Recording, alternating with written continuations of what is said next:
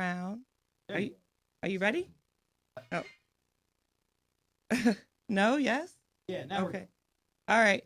I can't hear myself in my headphones though. Either. So bear with us real quick. I just want to make sure I can hear you guys out there. I don't hear any. You hear anything? Hello. Yeah, I hear it now. Oh, I hear you. I don't know. Anyways, don't worry about it, Eric, because I'm not the one who's performing, so it doesn't matter. Sorry, I was talking to my engineer. Hello, everybody out there. This is Mona from the Dope Academy podcast, of course. And I have a great show for you today. Hope everybody had a great weekend. I surely did. I attended a protest, like I always seem to be at. But it was a candlelight visual downtown Fredericksburg for Fredericksburg Freedom Initiative. And I was a speaker there. So along with Joshua Cole, a couple of pastors from the area, and we took a route all over Fredericksburg and dropped Black history knowledge about Fredericksburg. Fredericksburg is very rich with it, and there's a lot of stuff that went down. And there's bodies on that ground, and that ground is holy ground, like somebody said. There's a lot of... I didn't even realize that when I moved to Fredericksburg from Richmond a couple years ago, until everywhere you go out, you start seeing like historical facts that's sitting around. There was an actual black town, all black town in Fredericksburg, and they annexed it. Nobody would have knew that. Crazy stuff. So anyways, that was a really good moment.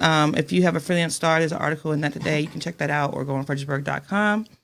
But today we are definitely a hip hop based podcast, and we have a hip hop artist local here joining to just tell his story. I really like his music, so we're going to get into that. And it's Richmond's own BreadupRich. Thank you.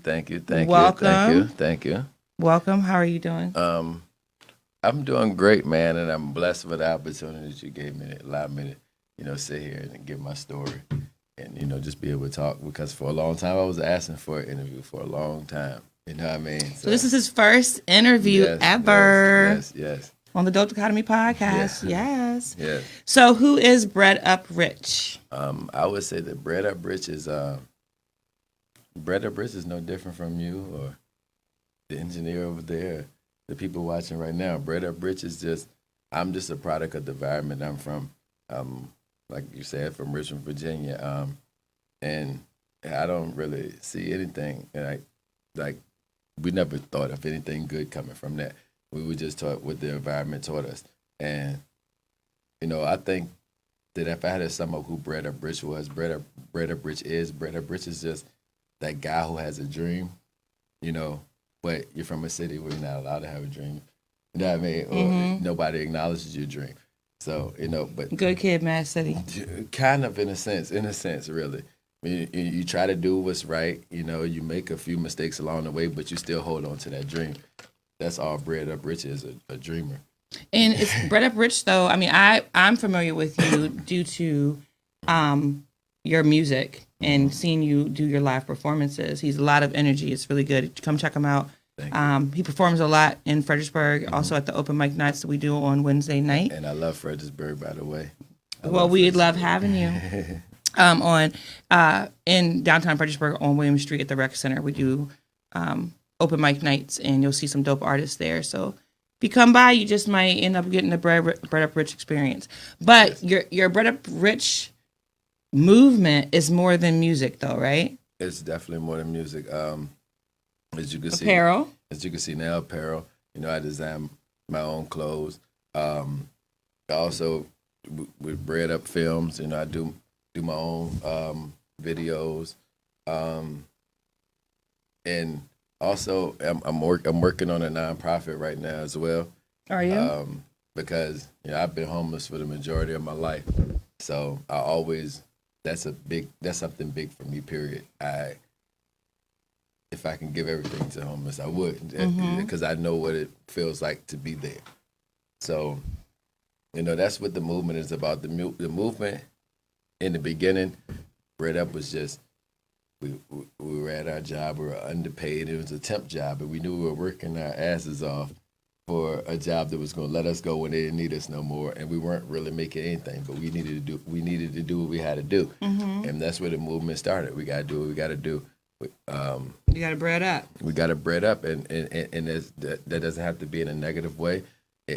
I'm more so any of my friends, I always talk to them about having your own. Whatever it is that you love to do it, invest your everything into it, and turn it into a business to have your own, have something to take care of your family, but also your community, because that's where you're from.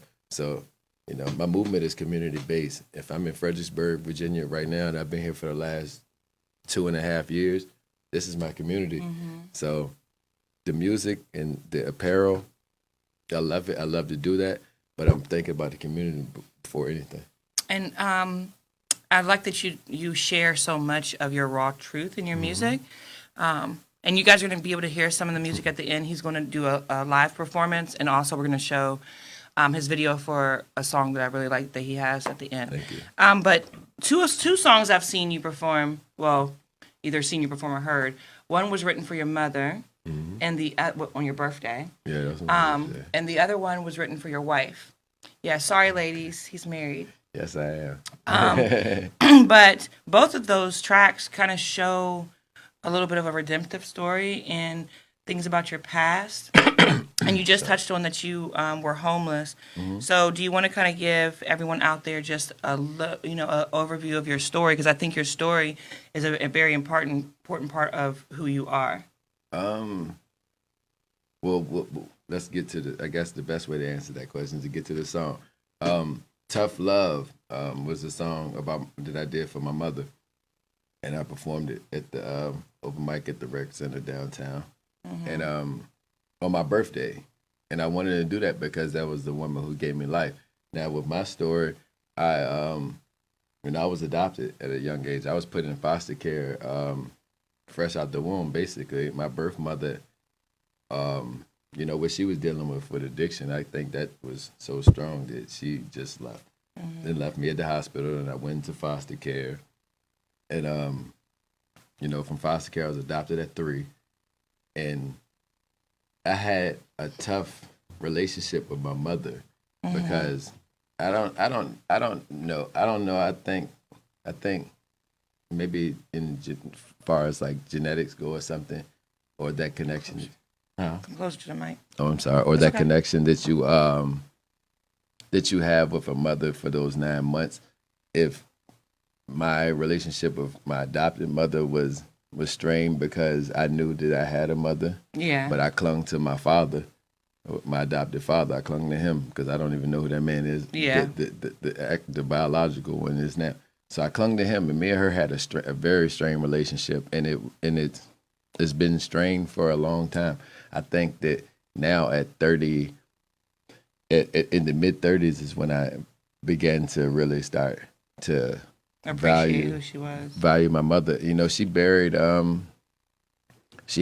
watched her have to bury just in the beginning of this year. She had to bury her mother, father, and her brother, her younger brother, in the same week because of COVID back in March. And that made me look at this woman. All totally 3 of them different. from COVID? Yeah, and she had to handle that herself because the family. You lost 3 family members to COVID? Yeah. Wow, yeah. I'm so sorry to hear that. Yeah. I did not know that.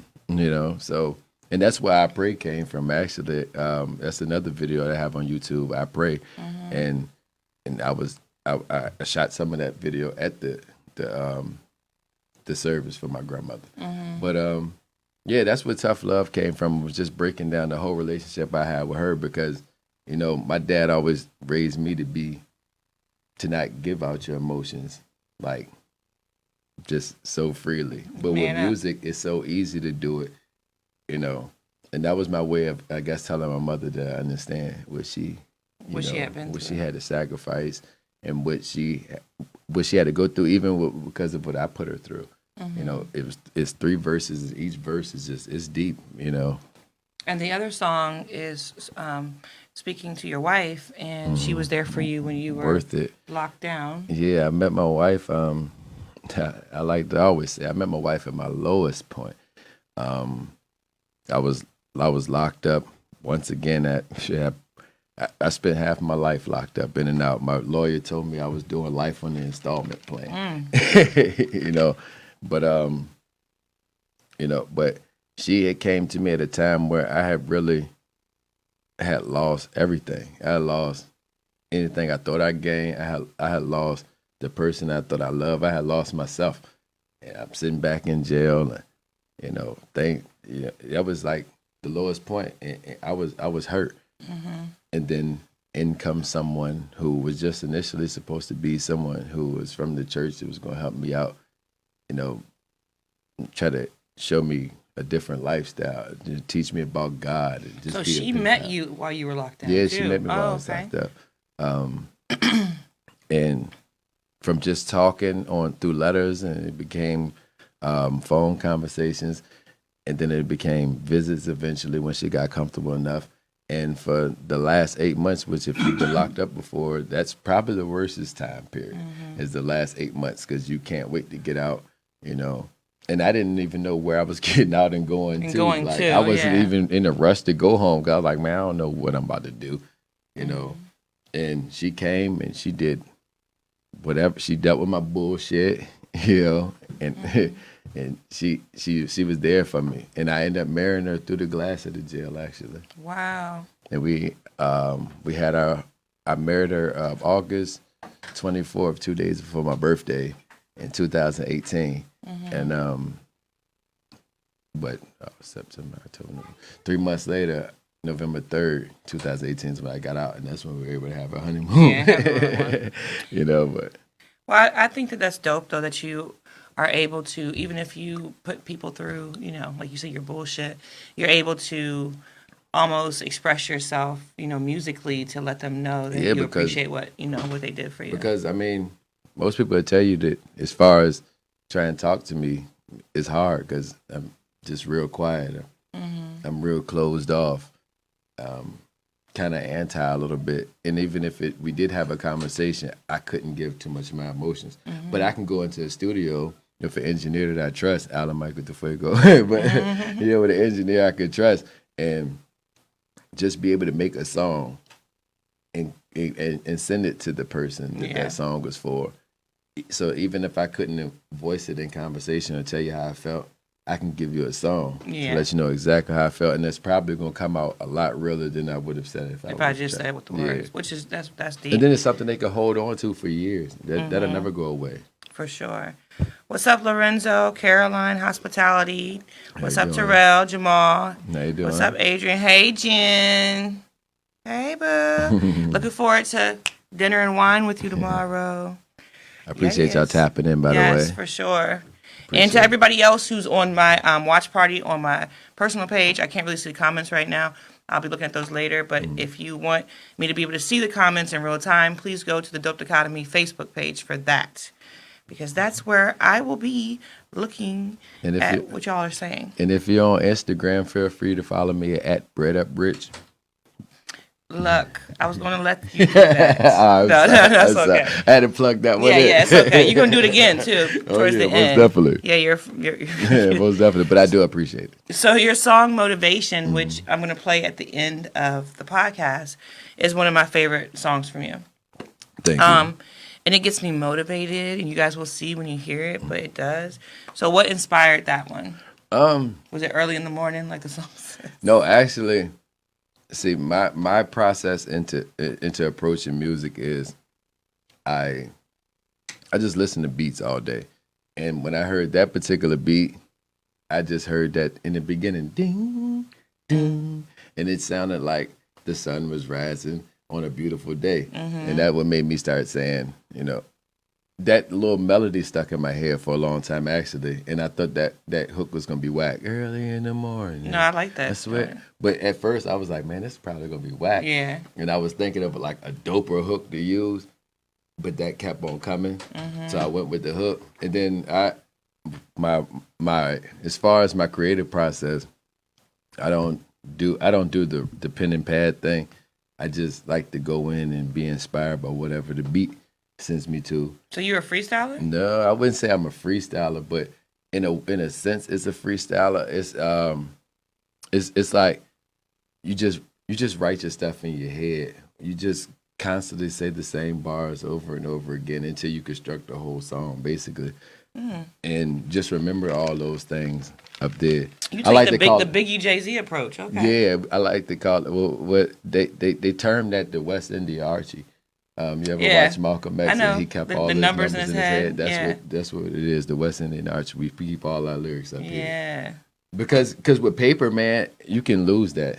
You can lose it. It can tear up. It can get wet. You lose that whole song. But if you construct it in your brain and you keep it in your brain, it'll always be here. You can't take that from me. So y'all know I like movie references. So I wasn't trying to kill you. I was just trying to protect my rep.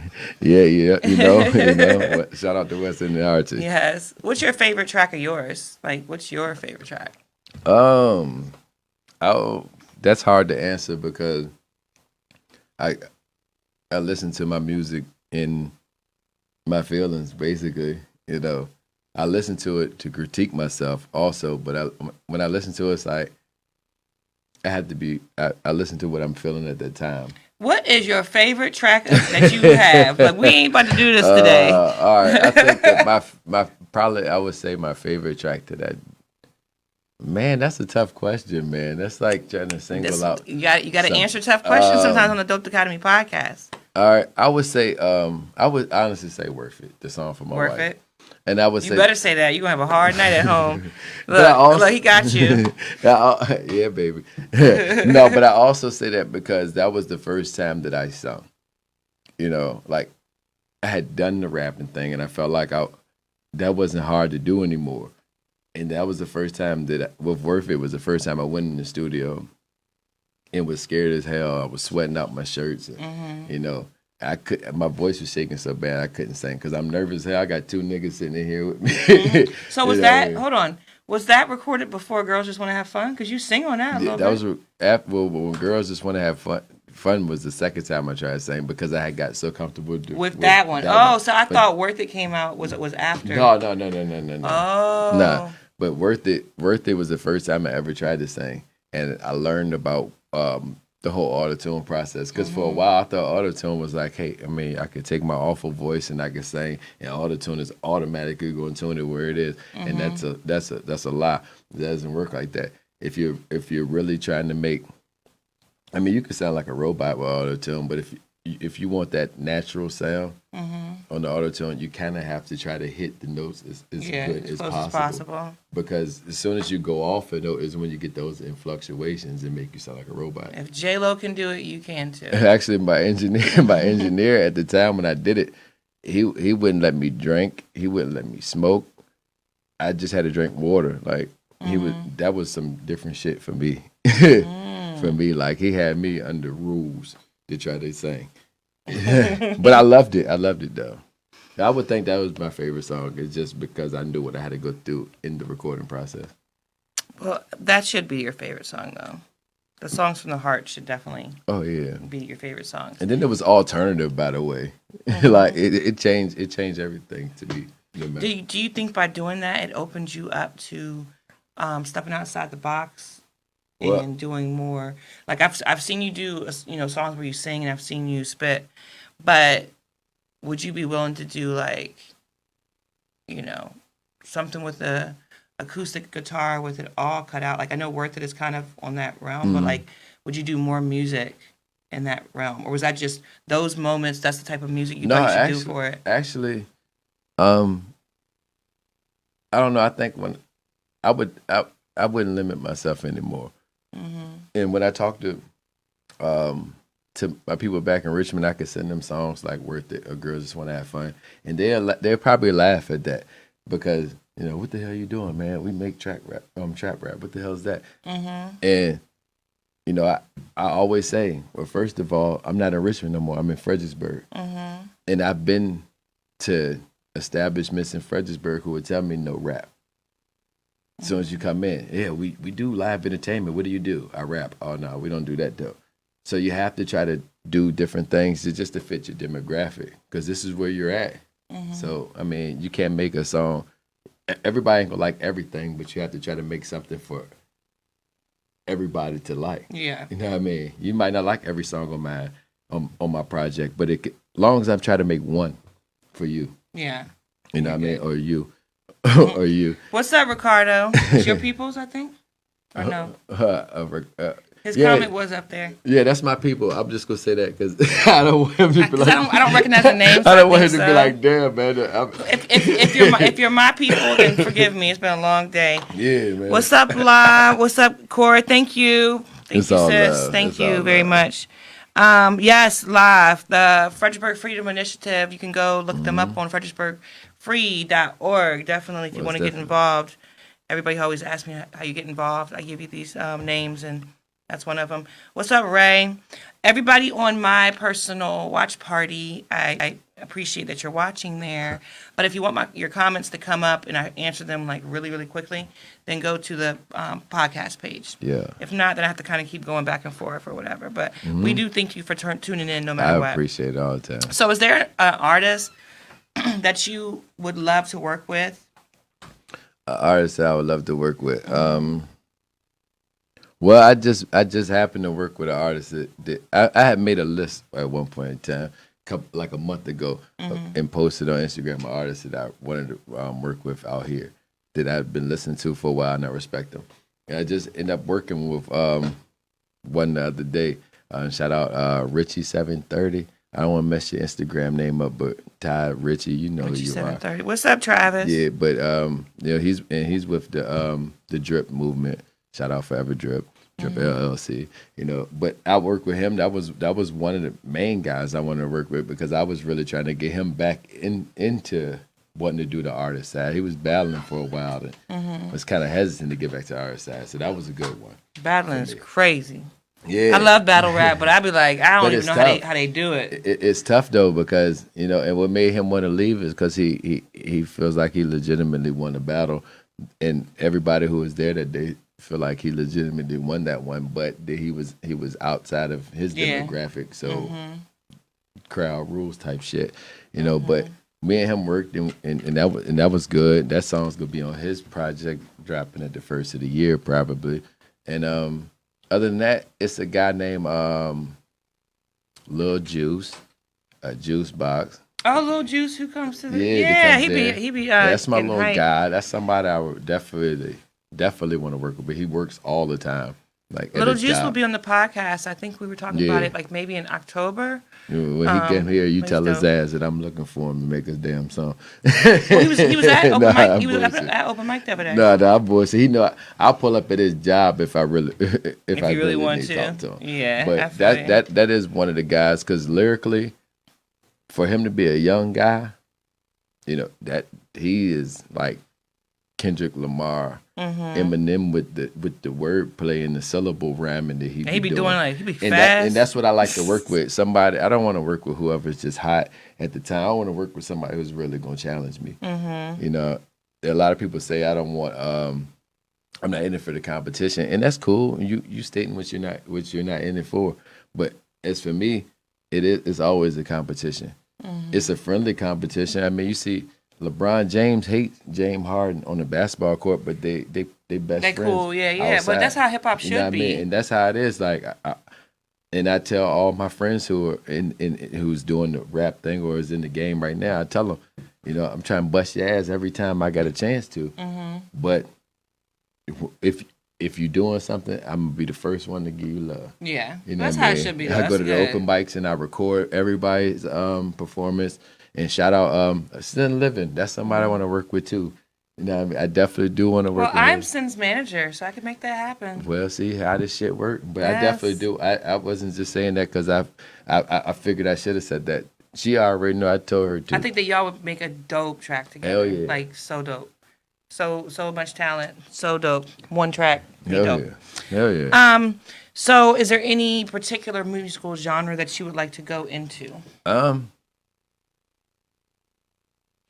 I said, well, I see you doing like bluegrass one day. Are you gonna pretty much stick with like? Man, actually, I got a blues song. I got a blues song. I love blues. That's dope. Did I record it? But I'm not finished recording it yet because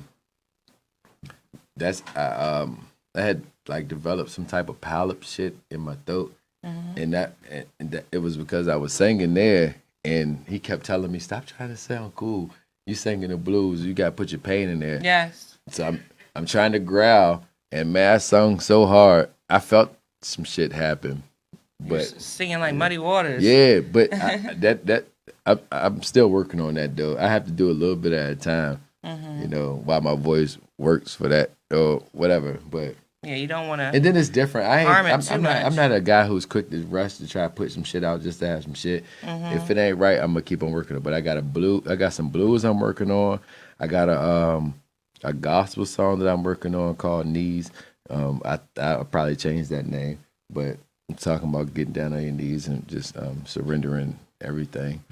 Why are you gonna change the name? Huh? I don't know, because when I just said knees, it sounded crazy. It sounded crazy. I mean, but like I said, I don't limit myself to anything. I mean, I don't think that I ever be the guy that wants to do the grunge and I hate my life. Yeah. I don't think I want to do that because I don't hate my life. But I'm open to trying different things because, like I said in a little bit ago in the interview, I want to make something for everybody. So you don't have to like everything, but I'm trying to make each person I meet in my life, I'm trying to make a song for that person. You know what I mean? That's dope. I made a song that's gonna be on my mixtape as well, called Why. And I wrote it locked up. It was about my homeboy that died. He got killed like 2 days before I got locked up. And then I was locked up and his name was etched in your cell? Yeah, he was in such and such was here. I'm like, damn, this is crazy. And then I wrote a song about him, but when I never recorded it. It just got lost in the sauce, but I always remembered it. And one day I was with my homeboy. We were going to the studio, and I didn't know what I was going to do. I just wanted to take him to the studio. You probably met Sean. Yeah. The big light-skinned guy I'm with. Yes. I be with it all the time. And he had just lost his homeboy back in Culpeper, and he was fucked up that night. Drunk as hell, he was crying and shit. And he had lost a close friend, like a sandbox buddy. And when we went to the studio and they asked me what beat to use, I just went and I did that song. So that was like a song, even though I was talking about my homeboy that passed, he was in that session to see me talking about my homeboy. Yeah, which help with him. Now that's probably one of his favorite songs on there because it was for him. I make a song for everybody I meet. So who are your top 3 musical influences, would you say? Like what has helped BreadupRich become BreadupRich? And it doesn't have to just be rap. It can be whatever you want. It can be rap or whatever. Top 3. Wayne. Lil Wayne, most definitely. I knew that. Lil Wayne's the GOAT. He's the greatest of all time, and I have my reason for saying that, and I will stand on my reasons. Well, let's stop there for a second because I love talking about hip hop. So I can't remember what song it is. It's that video that Wayne got out where it's dope. It's like morphing his face. He changes. It's called Big Worm. Big Worm. Yes. He changes. Into all his looks. And for real, when I first seen that video, I thought that video was weird as shit. That video was dope. I thought it was weird because like the different face changes. I was like, some of them shits look kind of crazy. But then when what looks crazy is what he is right now. That's what we want to talk about. But when I actually watched it and I seen like that's when it wasn't crazy to me. What's up, Shauna? It's because you seen every error that he was in. It was dope. And I love picking out, that's my favorite Wayne era. But let's talk about how he looks now. The video is a little scary. Not when it first showed, because we know, like, okay, Wayne got like these locks hanging on. We don't know what he's doing. He's a rock star, whatever. But when it goes back into, like, The Block is Hot Wayne or Carter 2 Wayne or whatever, and then it comes back to what he is now, it's a little frightening. And I know it's your people's, but you have to admit that. The best way, I don't know what's going on in his personal life, but I would say I'm talking about his hair. Oh, but we know that he's dealing with skin cancer. I didn't know that he was he's dealing with skin cancer. I mean, who told you that? I'm a Wayne fan. I have never heard that. Yeah, he's dealing with skin cancer though, and they try to say it's because of the tattoos, and it could be a rumor. And that's why his locks are like that. I'm a hairstylist. That's not why his locks are like that. I mean, maybe he made. I do shout out to Wayne and his family. I hope he might have made some bad hair decisions. Let's talk about bad hair decisions. Yeah, it's bad. But at the end of the day, when I see Wayne, I mean, hey, he went and did that video. I think to show to remind people of who he is, of all the shit that he did. Hey, Ronnie. And I think that even at this point that he's in right now, when I see him, it doesn't bother me because I look at a man who's gave everything he had from the age of it bothers me. 11 I mean, he gave everything. And that some of those things could have been, he probably had to get high as hell. He probably did a lot of drugs that probably fucked him up. Yes. But he was doing whatever he had to do to give us what we wanted. And I get it. He really but gave to his me, whole self. Wayne, it's not that. First of all, yeah, like I think that he's let drugs kind of take over some things, and that man's actual genius. People don't understand that, so I don't like that. Actually, he got his PhD from Houston, by the way. Dope. But so that bothers me a little bit. But the thing that bothers me the most is I believe, it's very deep. So I won't go too deep of a dive, but I believe Lil Wayne should be in a whole different position than he is right now, and I think that he deserves to be, and he got taken advantage of. Not just the whole baby thing, whatever, and they gave him his money, he's straight now. Like Lil Wayne has done so much for the industry. When he, even like they were talking about on a Joe Budden podcast, like when he went to jail, that should have never happened because he should have been in place for that. You think that if Drake got caught and he wouldn't go to jail. There's certain record labels that will protect certain artists, and I think that Lil Wayne should have been protected. He definitely should have, but that's the thing. And I have these conversations with young artists that I talk to because I kind of do a mentorship through artistry. I talk to a lot of young artists that feel like they get misrepresented or they're not getting paid attention to, and I kind of sit them. If you look on YouTube, I've done videos and I've worked with a few different people, different young artists, and try to build them up to go do whatever you want to do. But I'm trying to get you together now, and get your confidence up now. Now the thing with Wayne was that I think that he more so dealt with the handshake contracts a lot. Well, when you have somebody in your life from the time you're 11 years old, and that's the thing.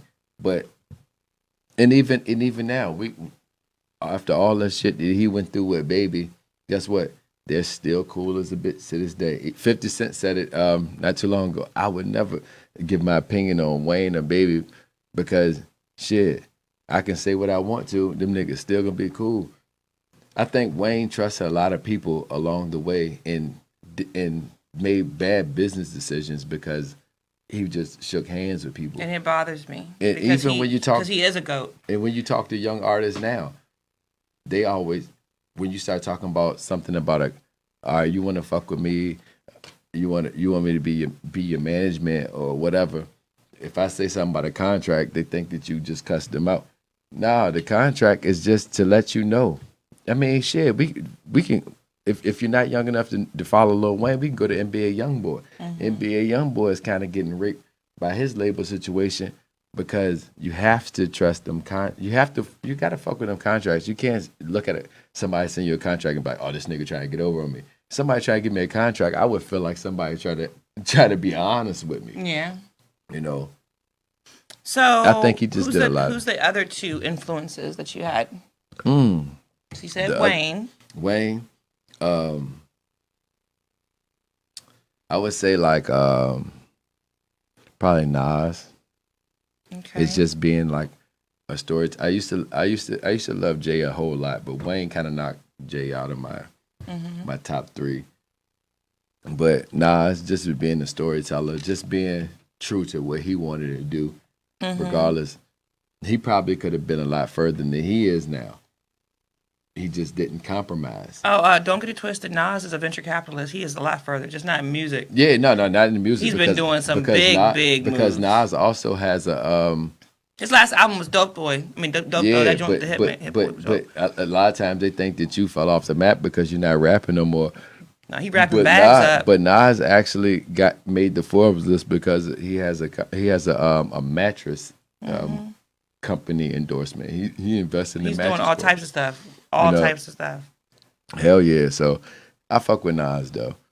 Okay, and who's the next one? And the last one, oddly, would you would think it probably would be DMX, but I would say I thought you were gonna say DMX. I just thought about him for real. He probably is, but I gotta say Trey Songz, and this is the reason why I gotta say Trey Songz, because Trey Songz might have fell off the map to a lot of people, but Trey Songz was born at a hospital in Richmond, Virginia, He moved to Petersburg, Virginia, which wasn't better than Richmond, Virginia. So I know where he came from. I remember all the days he was singing R. Kelly songs on the mixtapes. I was a huge Trey Songz fan before. And he ain't got a whole bunch of like bullshit scandals. Yeah, he does. He's a big scandal right now. He has a few. No, he's a big scandal right now. I'm just like, you might not know. That's why I was like, oh, you said Trey Songz. He has a pretty big scandal. But he hasn't really had any before. But now it's pretty bad. He's really. I mean, he's got a pretty bad one right now. He had a couple. But shit, Trey Songz also started the Feed Your City campaign too.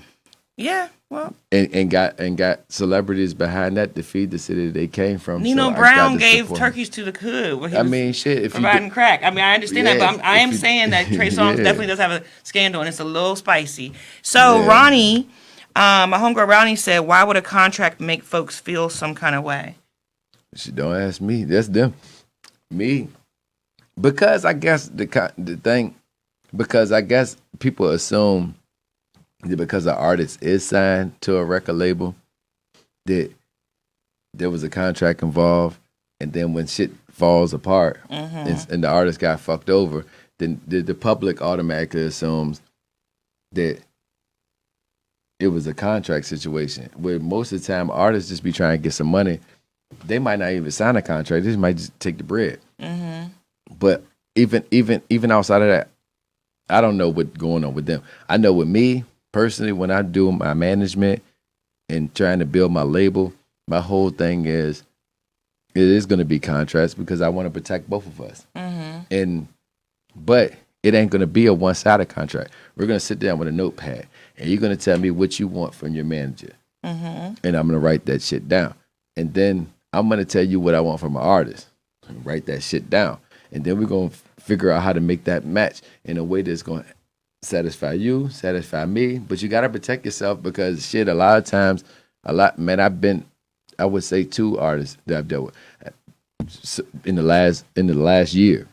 Have you managed artists too? Oh man, I do it a lot, but I do it a lot. But the thing is, they'll be wanting to do it, and you put some shit behind them, and what will happen is when real life hits them, they'll say. Damn man, I don't feel like goddamn. I can't rap. They can't juggle it all. I ain't trying to rap. I'm trying to figure out how to pay my rent. All right, but that's shit. I just paid for a studio session for you. Then that's when you say early in the morning. Then you give them their song. So what? So that's the contract protects both parties because it's gonna hold me liable for what I don't do for you because you tell me everything you want. So I'm gonna find a way to supply what you want. But you gotta do your end too. If I book you a studio session and you're supposed to be in a studio session, I really ain't trying to hear. I mean, it's sad to say that some shit might happen and you feel like your personal life has to get in the way of that. But shit, I just lost that. I just lost that money. You know what I mean? You can't. That contract stops somebody from changing their mind. Yeah. Miss Ronnie or Mr. Ronnie. No, it's a woman, Ronnie. I'm sorry. Ronnie Ellington. I'm in love with a Roni. I know it's spelled like Roni. That's my joint. Hey, Sylvia. Sylvia came out to open mic Wednesday. You weren't there, but we all arrived like kind of later. We still turned up, you know. It was raining like shit. It was raining so hard. It was raining like shit. So hard. So I think it is a good time to show you guys a little bit of BreadupRich's skill set. So he's going to do something live here. I'm not familiar with this song, I don't think. So, but it's a good song though. I'm sure it's good. And it's gonna be on the can I plug my mixtape real quick? You sure can. We're gonna talk about that later, but you can go ahead. Okay, yeah. Well, you jumping ahead, but it's okay. That's gonna be on that. I'll wait for you to ask me about that. But that song what's your mixtape gonna be called? Bread Up Season Demotivation. All right, King. And we're gonna talk about after you perform this, I'll plug it and we'll talk about when it's coming out because it's coming out very soon. Yeah, okay. Real soon. So next week, so let me see if my engineer is ready with the music. All right. So how does this part work? I got you gonna hear it and you gonna go. Oh, so I'm going right here. All right, we rocking. Can they hear the beat? Yeah. All right, shit. All right, this one's called All Me. You know, I'm about to do what I do best. Y'all just chill.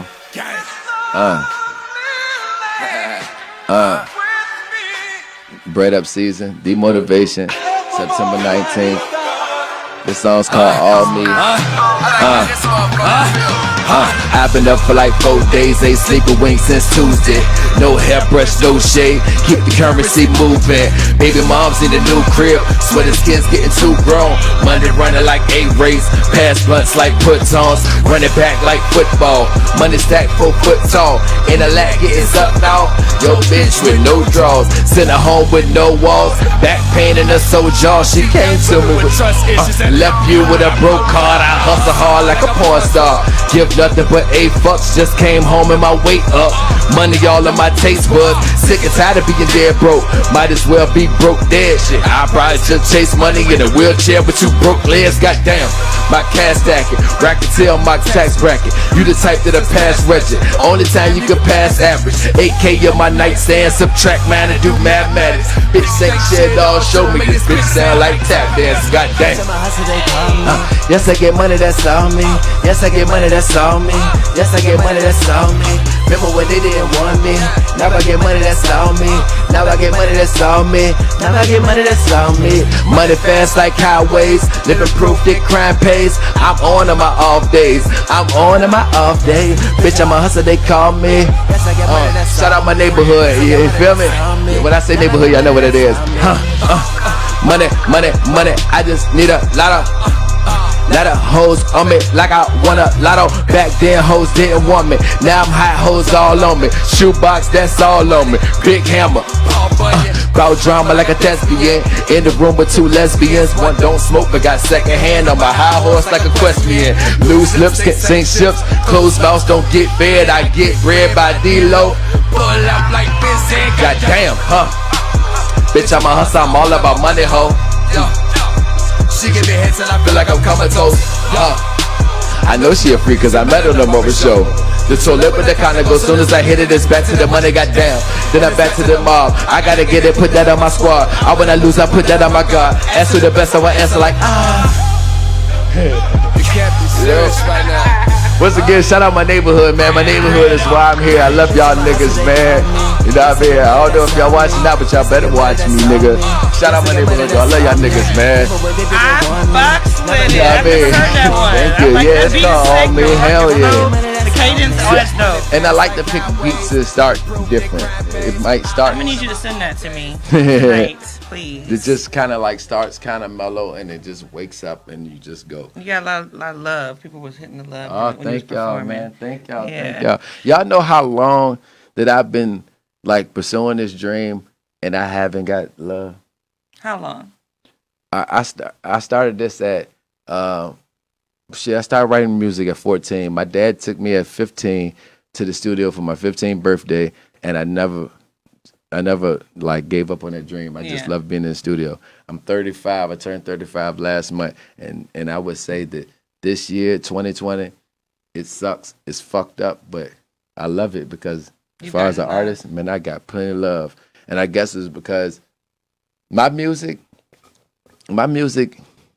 I would say I have some songs that are fun, but I'm mainly addressing what's going on. I'm not making music and acting like I'm rich. Shit, I'm broke as everybody else. I'm making music that's talking to that struggle. And I think that in these hard times, that people are, I guess they're accepting me right now because I'm one of the few that's going to talk about what we're going through right now. Mm-hmm. This ain't no party time. We party, try to deal with this shit, but this ain't no party time. This is a real time. People are hurting. We are protesting. People are losing people. We don't know what the fuck is about to happen with the country as far as the presidents go. You know what I mean? Like, shit is real. And I ain't trying to make a bunch of party. That was a party song. That was kind of fun. I like that, but, you know, but overall, my shit is just my truth. My truth. And that's why I gravitated towards your music because, you know, there's certain artists, they're like you said, like Fun Time, like boom. Mm-hmm. But artists that I particularly love, like if you know who my favorite artists are, they all invoke feeling. You know what I'm saying? They're all raw. So I appreciate that with you. Because when I started though, I started like everybody else when they first start. They feel like they hot. Their friends think they hot. And they feel like that as soon as somebody hear them, they're going to blow. And that's what I believed when I was 15, when I was 16, when I was 17. I believed that the whole time. And then when you start looking like, damn, here comes 30. Don't nobody know who the fuck I am. Here comes 31. Don't nobody know who the fuck I am. Here comes 32. They still don't know who the fuck I am. But at 35, even when I first started at 15, I had made I patterned myself a lot behind Lil Wayne. I wanted to start young, so I started young. And I wanted to be finished. Wayne said he was going to be done by 40, and I said I was going to be done by 40. At 35, shit, it's going good right now. So let me keep swinging. I got 5 years to keep swinging, but really my whole main objective is to. Now I don't feel like I have to try to do what's hot no more. I've been doing it for a long time. I think it's more respected for me just to give y'all, like they call me the OG out here. And you're about to, well, that's okay because I get called old. Good but you're about to drop your mixtape. And when are you dropping that? Because we wanted to September 19th. September 19th. Which is right around the corner. And I chose that date for my biological sister who she was from my biological mom. She was put in the same situation as me. And I met her a couple years ago, locked up. And I was in a hole. If y'all know what the hole is, that's isolation. It's 23 and 1 hour sitting in a cage. Or you decide if you want to take a shower, go walk outside in a little small ass cage. And I was in a hole. I knew I was adopted, and I knew all that. But it made me want to reach out to my people. And I didn't know who to reach out to. I reached out to social services, and they sent me her address and said we had to write each other through them. To see if until she at least gave me her address. And me and her got cool. We moved out there, but it was hell. I met her, but when you go 20-something, when you go 30 years without your brother and sister, you don't know. It's gonna be fucked up because she has a way, you have a way, and we clash. And I understand. I didn't meet many of my siblings until I was older. I was an adult actually. So, and also because I was raised in an adopted family for so long that in my mind, my brother and sister are the two people that my mother who adopted me raised you at. Yeah, they was my only siblings. So what prompted you to actually do the date or whatever? Because that was her birthday. Just to honor her. And it was because shit, and as far as our relationship goes, I probably don't do nothing right. And that's because, she's just like, not to try to throw her in a bus or say anything bad about her, but she's like any woman who's lost. Whatever guy she's with, she clings to him. And if me and her guy didn't get along, and she chose her shit. She chose her guy over me, and things happened between us, and I resented her. And we didn't talk, and we still can't talk too long. You know what I mean? But everybody has different ways of working through things. This is my way of saying, if I can't do nothing else, at least I give you a release date. I put my project out on your birthday. It's a way of saying, even if we can't talk, even if we can't get along all the time, that's my way of saying I love you. Yeah. You know what I'm saying? That's my way of giving her something. Yeah, I really fucks with that. Well, I thank you very much for coming on the podcast today. Thank you for having me, man. Plug yourself again. Your Instagram is? At BreadupRich. There's no spaces in there. BreadUprich. BreadupRich. And your mixtape is titled Bread Up Season, Demotivation. And they can find that mixtape where? Right now it's gonna be on all platforms actually. But but if you see me on the streets, I'm gonna have shit on deck too. Or if you need to get it and you can't find it anywhere, just hit me up. I can contact him. We can get you what you need. Because I actually found this different way that I've been asking people to have they heard about this way of distributing music. Online but hand in hand at the same time, and nobody's heard it this way. So I keep it closed lips, but if this works though, I'm about to try some new shit. You know what I'm saying? I'm about to try some new shit. I feel so you. if you see me, or if you see her, If you see anybody who knows anything about Bread Up, if you see a Bread Up shirt, because they're gonna be out too. Where can they get the Bread Up shirts? Just DM me. But I do have an Instagram, Bread Up Apparel. That's just in the startup phase, but you can definitely just hit me straight up on the DM at BreadupRich. And again, I make them myself. This says independent black owned label, Bread Up. And then he has another design that says Make America Bread Up Again. Mm-hmm. Okay. Yeah. So thank you guys for tuning in. We're gonna leave you with his video for motivation. Mm-hmm. You guys check us out next week when we'll have Sin Living, whom he mentioned here. Mm-hmm.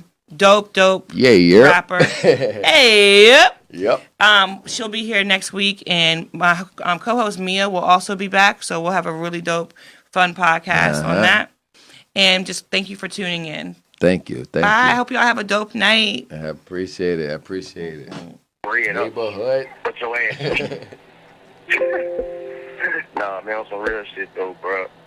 I could do this again with the family, bro. That shit crazy, man. That COVID shit, man. Taking out a lot of good people, man. A lot of loved ones, man. Everything will be alright, man. Just keep your head screwed on tight, bro. And keep pushing that bread up shit, bro. I'm telling you, man, we gonna be on top of the world one day, my nigga. Early in the morning, I swear it hit me when I'm yawning. I can hear that money calling. Breakfast time, money hungry. I remember them late nights. Thank God for them late nights. Thank God that I shot and missed. Lord knows it was plain sight. Lord knows it was point blank. Lord knows I deserved it. Finesse that nigga week ago. I go left just to stay right. I be getting too high lately. Crazy thing is I hate heights. Can't remember half of my catalog. Niggas thinking it was stage right. They told you they were worth something. Trick niggas with a fake price. Bread up shit prices. And that price is a great price. Yeah. Nigga mob, ballin' like a legend Kobe. You're LeBron, yeah. We ain't had no cable. I was ballin' in the lawn, yeah. Make sure that they pay you, see that money in your palm first. Bitch, I got my hustle from my daddy and my mom work.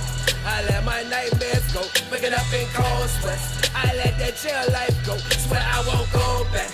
I never sell my soul, I'd rather be dead, bro. But say that money call. Early in the morning, I swear it hit me when I'm yawning. I can hear the money calling. Breakfast time, money hungry.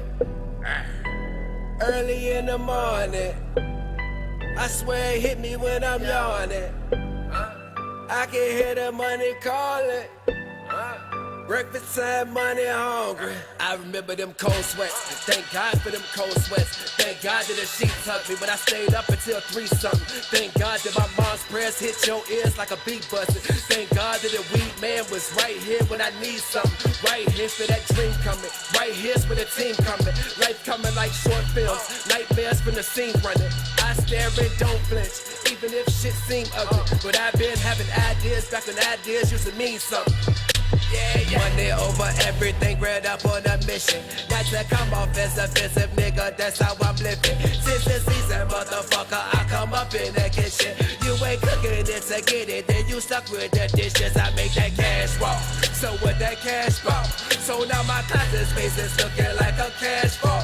And not to ass off, we breaking asphalt. Asphalt is combo, I'm only hearing cash talk. Early in the morning, I swear it hit me when I'm yawning. I can hear the money calling. Breakfast time, money hungry. Early in the morning, I swear it hit me when I'm yawning. I can hear the money calling. Breakfast time, money hungry.